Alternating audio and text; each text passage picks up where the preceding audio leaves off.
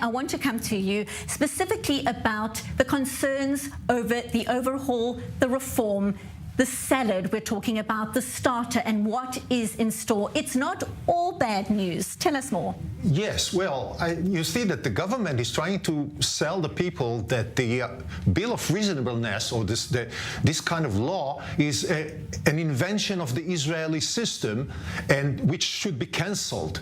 But this is not true. Reasonable bill is part of what's called the common law, which ruled in Israel since its creation. In fact, it's part of the British law that was before.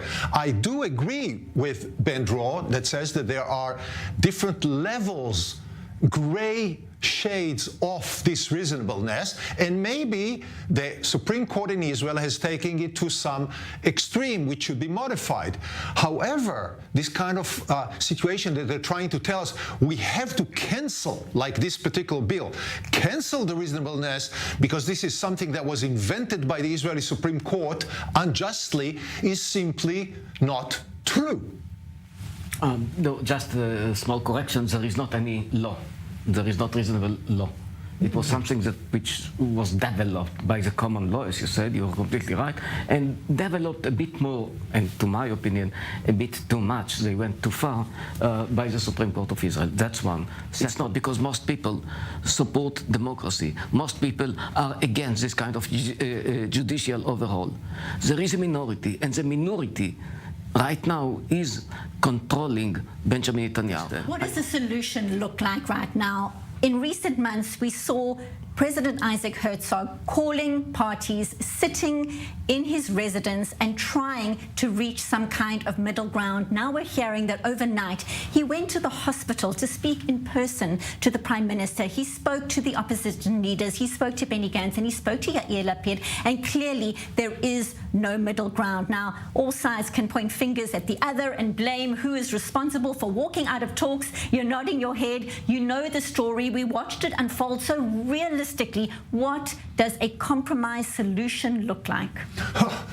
This is the trillion-dollar question, which I don't have the answer for, what a solution might look like. I hope, like Dror said, that some solution, whatever it is going to be found before this country goes into that constitutional crisis and limbo, which God only knows how we can come out of. So I hope that at the last minute, maybe we're already in the last minute, but maybe in the after, the extension, some kind of reasonableness will enter their head and they'll find something. Otherwise, God help us. I'd like to add just one word, if I may.